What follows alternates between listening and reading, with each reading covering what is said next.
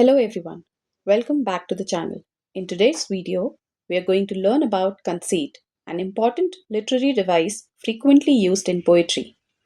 We'll discuss its meaning, origin, characteristics, types, examples, and why writers use it. So, let's begin.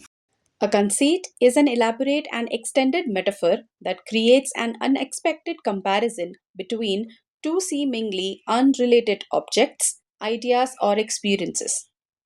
Unlike an ordinary metaphor, which expresses a comparison in just a word or a sentence, a conceit develops that comparison over several lines or sometimes throughout the entire poem.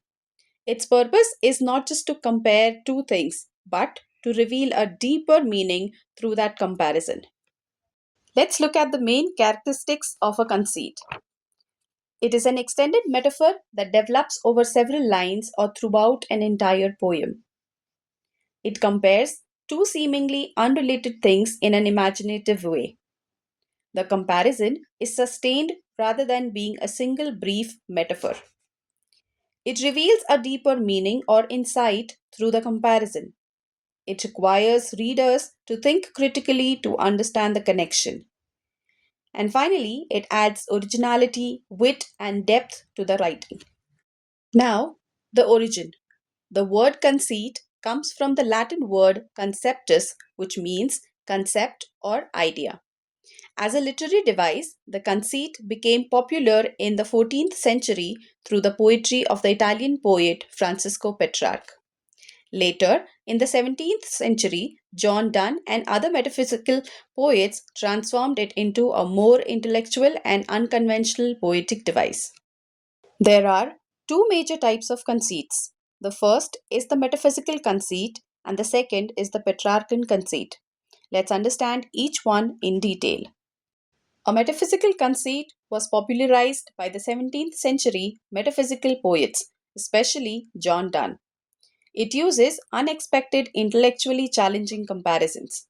The connection between the two things is not immediately obvious, so the reader has to think carefully to understand it.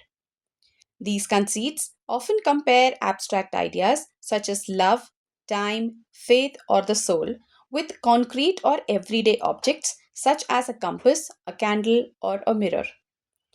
A famous example appears in John Donne's poem, A Valediction Forbidding Mourning, where two lovers are compared to the two legs of a drawing compass. Although they are physically apart, they remain spiritually connected. A Petrarchan conceit originated with Francisco Petrarch and became popular during the Renaissance. Unlike the metaphysical conceit, it focuses on praising the beauty of the beloved. It uses idealized and hyperbolic or exaggerated comparisons to present the beloved as perfect. For example, a poet may compare a lover's eyes to stars, cheeks to roses, lips to coral, or teeth to pearls. These comparisons are not meant to be realistic. They are poetic exaggerations used to express admiration. Now, let's compare the two types. A metaphysical conceit is intellectual, logical, and unexpected. It usually compares abstract ideas with ordinary objects and requires thoughtful interpretation. A Petrarchan conceit, on the other hand, is romantic and idealized. It compares the beloved's beauty with beautiful objects in nature and is commonly found in love poetry. Why writers use conceits? Writers use conceits for several reasons.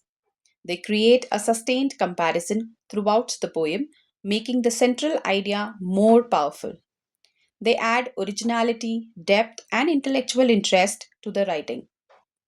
They encourage readers to think more deeply about the comparison, and finally, they make abstract ideas easier to understand and more memorable.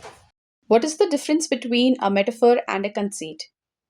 Although both are figures of speech, they are not the same.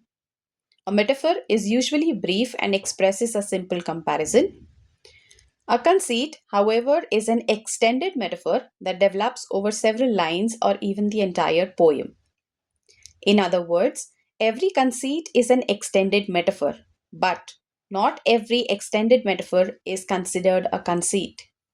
Before we conclude, let's quickly revise today's topic. A conceit is an elaborate and extended metaphor. It develops over several lines or even an entire poem. It creates an unexpected comparison between seemingly different things. There are two main types: metaphysical conceit and Petrarchan conceit. A metaphysical conceit uses intellectual comparisons between abstract ideas and everyday objects, whereas a Petrarchan conceit uses idealized and exaggerated comparisons to praise the beloved. Writers use conceits to add depth, originality, and deeper meaning to their poetry. Thank you for watching. If you found the video helpful, please like, share, and subscribe for more videos on English literature and literary terms. Keep learning, keep growing.